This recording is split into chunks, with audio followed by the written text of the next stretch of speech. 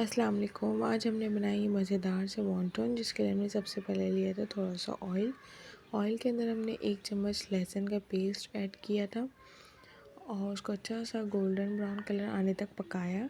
जैसे इसका golden colour का हो गया लहसुन, तो हमने इसके अंदर ऐड करा है 1 कप के करीब हम ऐड करेंगे इसके अंदर चिकन को मैंने बॉईल करके उसको रेशे कर लिया था।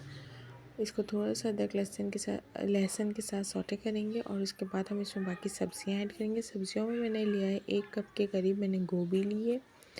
1 कप से ज़्यादा है क्योंकि 1 गोभी मैंने पूरी डाली है।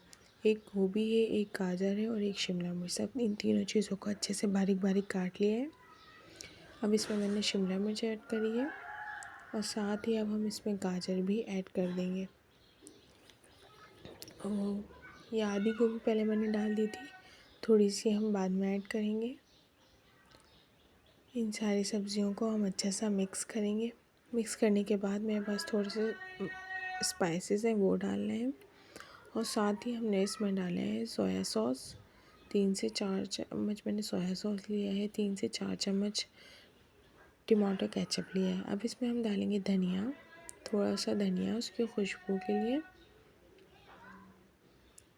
और हमने इसमें सोया सॉस है, 3 से 4 चम्मच सोया सॉस है।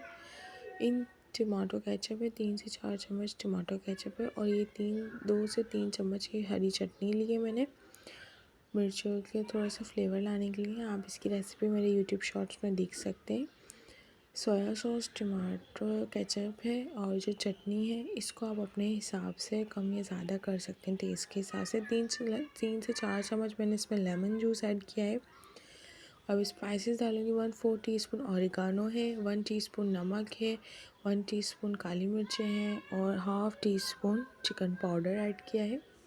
सारी चीज़ों को अच्छे से हम मिक्स करेंगे। 2 से 3 मिनट ढक के रखेंगे। फिलिंग हमारी तैयार है। हम इसके किसी प्लेटर में निकाल लेंगे जब पूरी कंप्लीट हो जाएगी, ताकि फिलिंग थोड़ी सी ठंडी हो जाए। फिर हम इसके स्टार्ट करेंगे वॉन्टन बनाना। सब चीज़ों को अच्छे से मिक्स कर लिया कि मसाला कहीं एक जगह नहीं रहे। ज़बरदस्ती हमारी फिलिंग रेडी हो चुकी है। अभी हम इसको 2 से 3 मिनट के लिए रखेंगे ताकि ये ठंडी हो जाए और उसके बाद हम कुछ इस तरीके के इसके वॉन्टन बनाएंगे। ये बहुत सारे शेप्स में बनते हैं, अलग अलग तरीके से सब बनाते हैं। मैंने इस तरीके के बनाए थे कि इसको थोड़ी सी फिलिंग डाली, इसको दोनों तरफ से फोल्ड करा और पीछे से लई की मदद से चिपका दिया। बहुत ज़बरदस्त से ये वॉन्टन तैयार हो चुके हैं। अब हम इसे करेंगे फ्राई। और आप लोगों को ये वॉन्टन की रेसिपी अच्छी लगी हो तो ज़रूर वीडियो को लाइक कीजिएगा, शेयर कीजिएगा और कमेंट में ज़रूर बताइएगा कि आप लोगों को ये वीडियो कैसी लगी। Thank you for watching my video.